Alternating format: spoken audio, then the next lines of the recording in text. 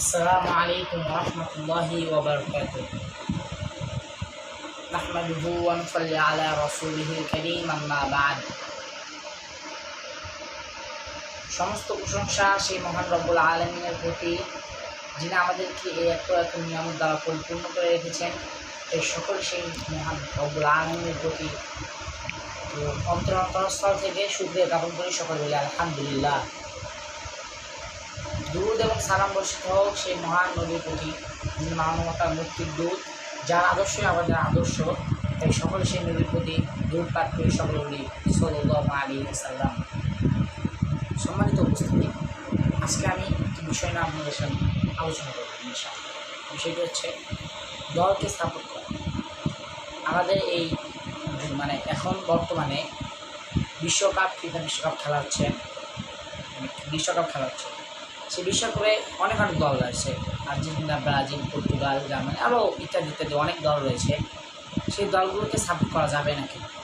আসলে আমরা যে দল সাপোর্ট করব একটাই, দলটি হচ্ছে মুহাম্মদ সাল্লাল্লাহু আলাইহি ওয়াসাল্লামের দল। এই দলটিকেই আমাদের, এই দলটি আদর্শ, এই দলটি এমন আদর্শ, আর কোনো দলে এই আদর্শ নেই। মুহাম্মদ সাল্লাল্লাহু আলাইহি ওয়াসাল্লাম এই সুন্দর ইসলাম আমাদের মাঝে দিয়ে দিয়েছেন। তার আদর্শ আমাদের আদর্শ। আল্লাহ তো মহানবী সাল্লাল্লাহু আলাইহি ওয়াসাল্লামের চরিত্র আল্লাহ তাআলা কোরআন কারিমে বলে দিয়েছেন যে সর্বোত্তম আদর্শ হচ্ছে মহানবী সাল্লাল্লাহু আলাইহি ওয়াসাল্লাম। সমর্থ উপস্থিত দল আসলে এই ব্রাজিল, আর্জেন্টিনা, এই দেশগুলোর আপনার যে ভক্ত, নেইমার, মেসি, রোনালদো আর যত প্লেয়ার রয়েছে বিখ্যাত, তাদের আমরা সাপোর্ট করি। আসলে তারা কি মুসলিম না, ইহুদি না, খ্রিস্টান না, হিন্দু? আমাদের দেশে জানতে হবে। আসলে আমরা কি সেটা আগে জানতে হবে। আমরা মুসলিম, আমরা এই ইহুদি খ্রিস্টানদেরকে কখনোই সাপোর্ট করতে পারি না, কারণ এটা একটা জঘন্যতম কাজ। কেন আমরা সাপোর্ট করি? কিছুদিন আগে আমি খবর দেখলাম যে কত বিঘা জমি বিক্রি করে ব্রাজিলের পতাকা তৈরি করছে।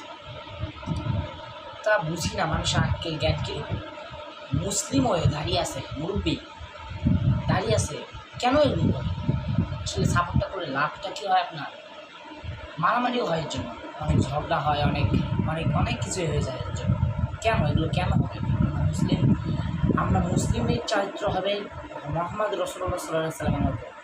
আমাদেরকে এই ব্রাজিল, আর্জেন্টিনা সাপোর্ট করা যাবে না, কারণ ব্রাজিল, আর্জেন্টিনা একটা ইহুদি দেশ। এরা ইসরায়েলকে টাকা দেয় এই আমাদের ফিলিস্তিনের মুসলমান ভাইদেরকে মারার জন্য। আমরা কীরকম মুসলমানের ভাই? এটা হাদিসে রয়েছে। তো আমরা মুসলমানের ভাইকে যখন কেউ মারে, আমাদের হাত এটা যদি কাটে যায়, তাহলে আমাদের ব্রেন বুঝতে পারে, আমাদের শরীরে লাগে। সেরকম একটা মুসলিমের যদি কোনো আঘাত লাগে, তখন আমাদের কষ্ট হতে হবে। আর আমরা আমরা সাপোর্ট করতেছি তাদেরকে, যাদের জন্য এই মুসলিমরা মার খাচ্ছে, এই ফিলিস্তিনে আমাদের মুসলমান ভাইরা মার খাচ্ছে, শহীদ হয়ে যাচ্ছে তারা। তো সম্মানিত মুসলিম, ফিরে আসুন এই ভুল ভ্রান্তি থেকে। আল্লাহ তাআলা সবাইকে তৌফিক দান করুন। আর এই পর্যন্ত এই কথাগুলি আমি বলতে গিয়েছিলাম যে ব্রাজিল, আর্জেন্টিনা সাপোর্ট কোনো লাভ নেই, আরও আছে বিপদ।